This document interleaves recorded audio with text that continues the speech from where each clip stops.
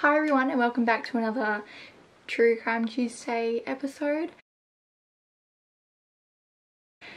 This episode is quite close to home, meaning it's in Perth, Western Australia. So if you haven't heard of this case, it's the David and Catherine Burney serial killers. They worked as a couple in the late 1980s.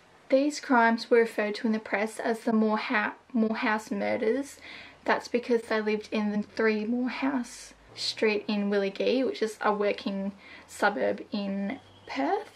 David Burney, who was born on the 16th of February 1951, was the eldest of 5 children. He was living in a small suburb called Wattle Grove in East Perth. People that knew and had come into contact with the Burney family kind of gathered that they were a bit odd and particularly dysfunctional. There were rumours going around about the family's promiscuity and about alcoholism and even incest within the family. In the early 1960s, the family had moved suburbs. Since moving to this new suburb in Perth, this is where he had met Catherine through some mutual friends, and at the age of 15 he left school and started working at an apprentice jockey place for Eric Parnham at their nearby Ascot racecourse. If you've been to Perth, you know the Ascot racecourse that I'm talking about. During the time of him being an apprentice jockey, he was known to be quite abusive towards the horses. He would hit them and do all sorts of horrible things to them. And also at one night, he walked into an elderly woman's room naked with stockings over his head and proceeded to rape her, and this was his first rape ever at the age of 15. By the time he was an adolescent, he had been in and out of jail for misdemeanors and just some felonies. He was quite known in the jail community, I don't know if you call it that, but yeah. As an adult, he was known to be a sex and pornographic addict and paraphiliac, so he was quite addicted to sex, which is what sparked his drive to rape women, which is so not acceptable. He was married to his first wife when he was in his early 20s and had his first baby daughter. Okay, so that was everything, kind of a short backstory on David.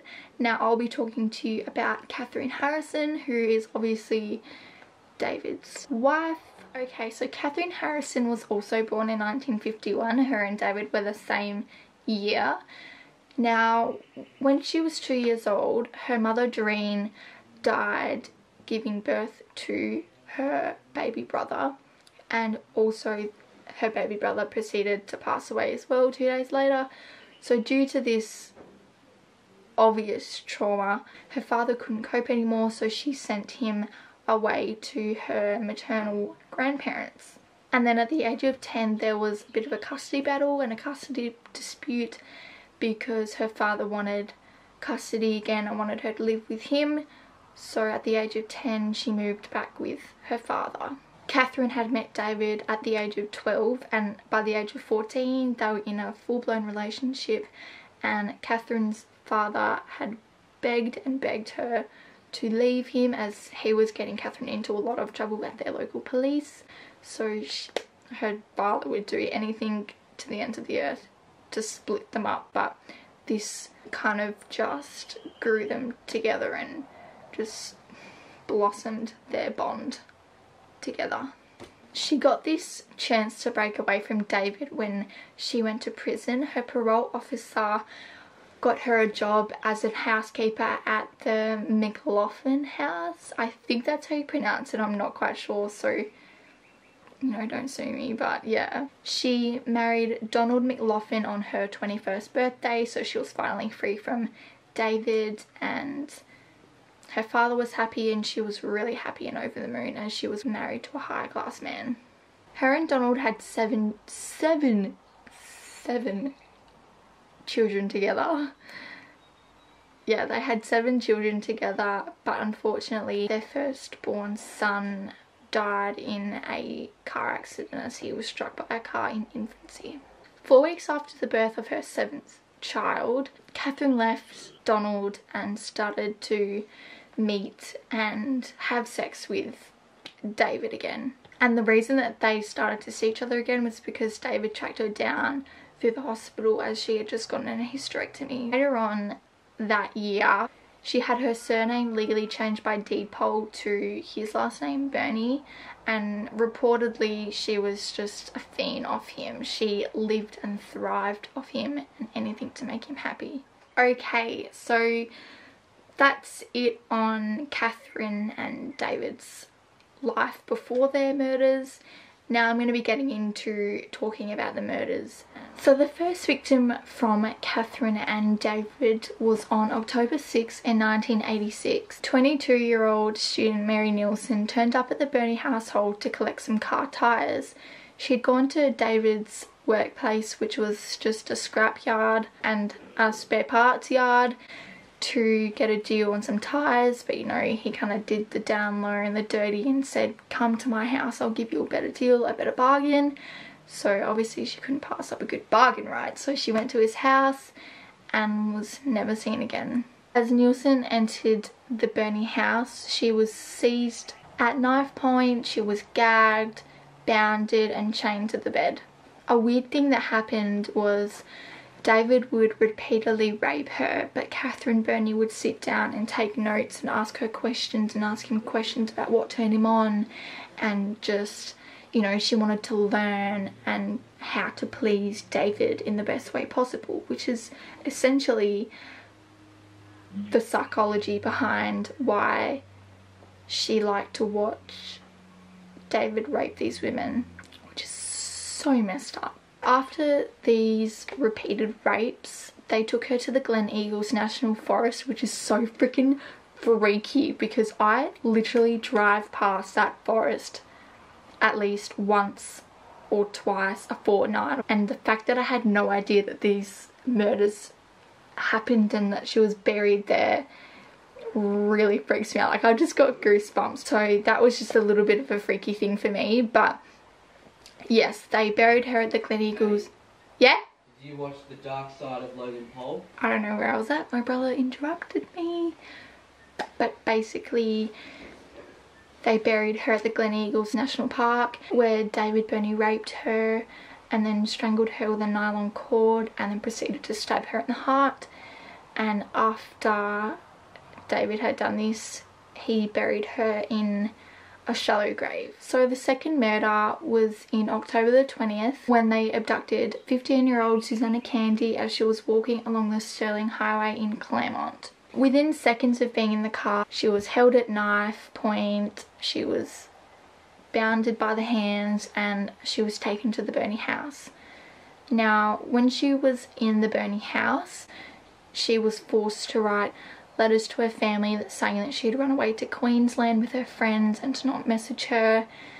And after this, she was gagged and raped. So after the rapings, Susanna was forced to sleep in bed with Catherine and David, and when they were in bed, David tried to strangle her with a nylon cord, but she got so hysterical and really berserk they just couldn't get a tight enough grip and forced sleeping pills down her throat to make her sleep and calm down.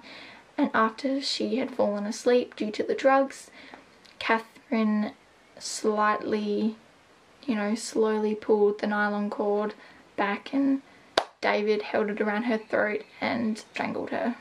They buried Susanna Candy in another shallow grave in the state forest. So their third victim was abducted and taken on November the 1st. They saw the 31-year-old Nolene Patterson standing by the side of her car on the Canning Highway as she had run out of petrol while on her way home from her job at the Netherlands Golf Club as a bar manager. Once she was inside the car, she was tied up and gagged and bounded by the hands and told not to move. She was taken back to Moorehouse Street where she was repeatedly raped.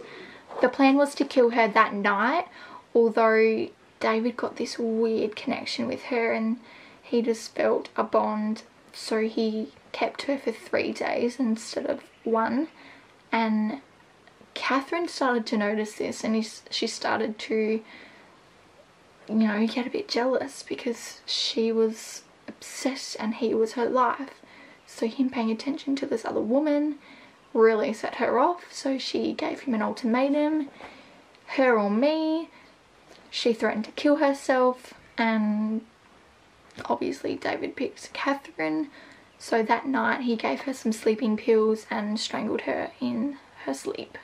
They also buried her body into the forest, and reports had said that Catherine took a lot of joy and pleasure in throwing sand in her face.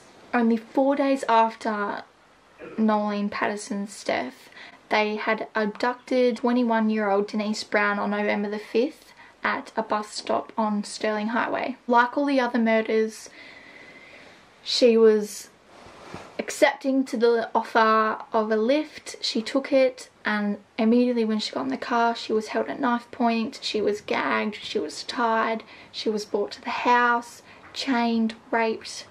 It was just a vicious cycle that they just kept doing in a 4-week period. From start to finish, they'd had the same MO, they did the same things, and Denise was no different. The following evening, she was taken to the Wanneroo Pine Plantation, and as David was waiting for darkness, David and Catherine, they repeatedly raped her, and, you know, just to pass time, just to wait for it to become darkness so they could kill her and dump her body. As they dragged Denise from the car, David again assaulted her, and as he was raping her, stabbed a knife into her throat. And as he was just convinced that the girl had died, he dug another shallow grave, buried her in it, but as she was being buried, she sat right up again, and then at full force he swung an axe 2 times into her skull, really killing her this time. They then obviously buried her again in the shallow grave. Now, the most interesting part in this whole story for me is this last final victim. A recent show called Murder Uncovered on 7 News covered this case, which is how I found out about it. It was just so interesting to me and so incredibly sad, and just showed absolute courage. And this woman, this girl, was only 17 years old at the time that this happened to her, and now she's 30, speaking up about it for the first time ever. If you want to watch it, it's called Murder Uncovered, and it's just the Kate Moore, I don't know how to pronounce it, but case.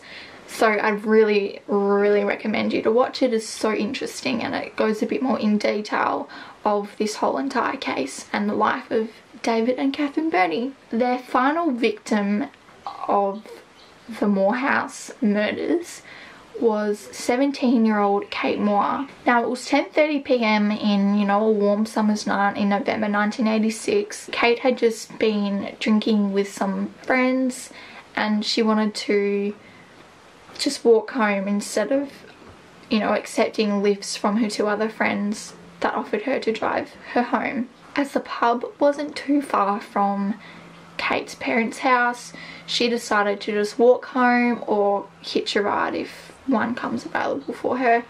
Although if she was going to hitch a ride, you'd think that maybe she'd take up the offer from her friends, but I guess she just wanted to clear her head and get some air and just sober up. As she was walking home, I'm pretty sure it was past a bus stop, she noticed a car slowly drive past her, so she decided to, you know, chuck her hand out, ask to hitch a ride, and she didn't feel alarmed or anything like that because it was a good car, it was in good condition, it looked really nice, and it was a middle-aged man and a woman. So with the woman being in the car, she didn't feel very alarmed at all. So the couple drive her home and park outside, and when she goes to get out of the car, she realizes that there's no door handles, there's no window, I don't know what they're called, window winders. There was none of them. So she didn't even have enough time to panic when David got her head and thrust it against the 2 seats in front of her and held her at knife point with the butcher's knife that he just pulled out of his Ugg boot. So she realised that she was in complete danger when the man was holding her down. cable tying her hands and her feet, and they put a rug over her and told her to stay down. Now when she was under the rug, she asked them, "Can I ask you a question?" And they go, "Yeah." And she goes, "Are you going to rape me or are you going to kill me?" And their reply to that question was, "If you're good, we'll only rape you." Kate stated in the Murder Uncovered series that she remembers hearing Catherine say, "I've got the munchies." Now, this sick sign signifies to David that she has found the target that she wants, and that it's just like a tick of approval. Yes, you can go get her. So once they'd captured her inside the House of Horrors, they sat her down in their lounge room and started quizzing her about her life. And then they put on the movie Rocky and made her have a shower. And when she was having a shower, she thought it was really odd and weird that they made her have a shower before he raped her. After her shower, they made her dance in front of David to Dire Straits' song Romeo and Juliet for 2 hours. Kate stated that it was just 2 hours of absolute mental torture, and she cried so much when she danced. Kate was then raped for the first time a bit after midnight that night, and again Catherine sat down and took notes and watched, just criticising and looking at the way they have sex. Kate had stated that it wasn't like violent, you know, that type of rape. It was petting, he was kissing her, he was loving her. It was like, it was full of love, which is even sicker. After the rape, she was then made to have another shower, and after that she was chained to her bed, the left arm to the left pole, right to the right pole, and the same with her legs. During that night, she had convinced them to give her a pen and paper, as she wanted to write goodbye letters to her family. When she started writing these to her family, she became absolutely hysterical and started screaming and crying, as you would. And 2 minutes later, David came in and took her and said, "The sleeping arrangements have been changed." And then she was led into the master bedroom, chained her foot to David's foot, and then David proceeded to give her some sleeping pills so she can get a good night's sleep. But Kate just put them underneath her tongue, didn't swallow them, and then chucked them underneath the mattress in the hopes of this being a form of evidence, and also the hope of she didn't want to take these as she did not want to sleep, because she thought if she slept that she'd never wake up. In the morning, she had been ordered to call her parents, and in this phone call it was quite crucial, but the parents didn't pick it up. In this phone call she told her parents that she got really drunk and that she was sorry, and then she stayed at a friend's house, but she was hoping that the parents would catch on that something was wrong, as they didn't know that she had been drinking. It was quite unusual for her to drink. When David Burney went to work, Kate said that there was more of a 50-50 chance of surviving with just Catherine in the house. She was such a freaking strong and brave woman. She did so many things to help the case. You know, she wanted to try to befriend Catherine. She wanted to let her guard down so she could make some mistakes. She left her lipstick underneath a pillow. She hid her cigarettes in a ceiling vent.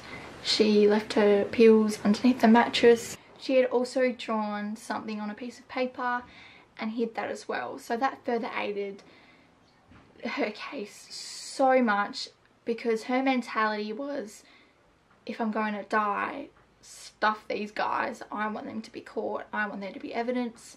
She was so bloody smart, and it really did help her case in the long run. A knock on the front door distracted Catherine, as this was a drug transaction. It was kind of out of the blue. She didn't realise it was going to happen. So it distracted her and she forgot to secure Kate. So in the midst of this, Kate was like, oh my god, like, this is the only opportunity I have to take it. She didn't have any, you know, constraints on her, although the window was locked. It had a lock, so she broke that off and she pushed the door in, obviously not loud enough for Catherine to hear, and then she'd fallen out of the window and just bolted. She freaking ran for the time. She just ran, and she ran to the nearest houses. She knocked on the doors, no one was there. She went to the next house, knock knock knock, no one was there. Next house, no one was there. She was like, holy shit. And then she got attacked by a dog. This girl's luck. So yeah, she got attacked by a dog. Then she was running with blood everywhere, barefoot, in just black leggings and a singlet. This poor freaking girl was just trying to get some help, and she got attacked by a dog. No one's answering, no one's home. So she finally just bolted to the next door, grocery store that she just found. It was a vacuum. No, it was not grocery. It was a vacuum store, vacuum cleaner store. And she said to the man, help me, I've been raped. She told this man to please let me inside, call the police. You know, I've been raped. If a woman comes in and says that we've had a fight, I'm her daughter, don't believe her. Like, I've been raped, I've been kidnapped, I've been held from my will for a day, and I've escaped. So when Kate had arrived at the police station after this massive debacle, no one believed her. This one constable, 22-year-old Laura Hancock, believed her. She was new out of the academy. She was probably one of the youngest there, and she believed, and she fought for Kate. And they finally accepted that yes, this was real, because everything that she's saying can be corroborated. Kate was so specific with the names, with the location, with the evidence that she had left, that it left police no choice but to check it out. So when they went and checked it out, it was all there. So they immediately arrested Catherine and David on the spot, then took them into custody. The Bernies were detained by the police officers, who tried to trick them with some intense interrogation. Around dusk, Detective Sergeant Vince Katik said in a joking manner, oh, like, it's getting dark, we better go get the shovel and dig them up. And then Bernie replied, okay, there's 4 of them. The Bernies were reportedly very excited to show the locations and the burial sites of their victims. They were even proud of it. So they kind of just frothed the attention, and it was said that when Catherine Bernie was taken to Nolene Patterson's burial site, Catherine spat at Nolene and, you know, just said horrible things to the police officers and directed to Nolene. She just despised her because she was so freaking jealous of David paying attention to her. Okay, so we've come to the section now where we're going to talk about the trial. And when sent to trial, David Bernie pleaded to 4 counts of murder and 1 count each of abduction and rape. When people asked why he pleaded guilty, he turned to the families of the victims and said, it's the least I could do. So David Bernie was sentenced to 4 consecutive sentences of life imprisonment, and once Catherine was, you know, deemed sane to stand trial, Catherine was also sentenced to 4 consecutive sentences of life imprisonment in the Supreme Court of Western Australia. Initially, David Bernie was held at the maximum security prison in Fremantle, although he ended up moving to solitary confinement as he was not wanting any harm from other inmates. The original death row cells was converted for him, and he stayed there until the closing of the Fremantle prison in 1990. While incarcerated, the Bernies kept in contact through 2,600 letters, and that was the only form of contact that they were allowed to have.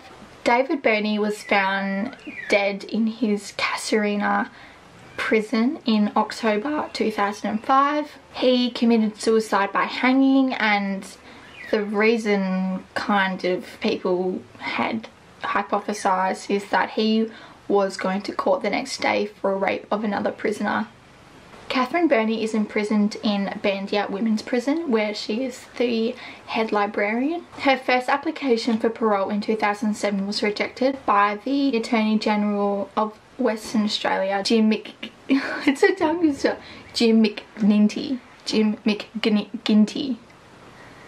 Oh my gosh. Yeah, so Jim McGinty said that her release was almost never going to happen while he remained in office. Her case was supposed to be reviewed again in 2010. However, on March 14, 2009, the new Western Australian Attorney General, Christian Porter, revoked her privilege of the non-parole period, making her the second Australian woman to have her papers marked never to be released. So thank you for watching this episode of True Crime Tuesdays. I hope you enjoyed. This one was so interesting to me. I could have gone a bit more in detail, but it would have been such a long video. But if you do want to see more detail, just go to the video that I said before, Murders Uncovered. It is so interesting, and yeah, if you like this case and you want to know a little bit more, I definitely recommend to check that out. I'll see you in my next video. Say goodbye.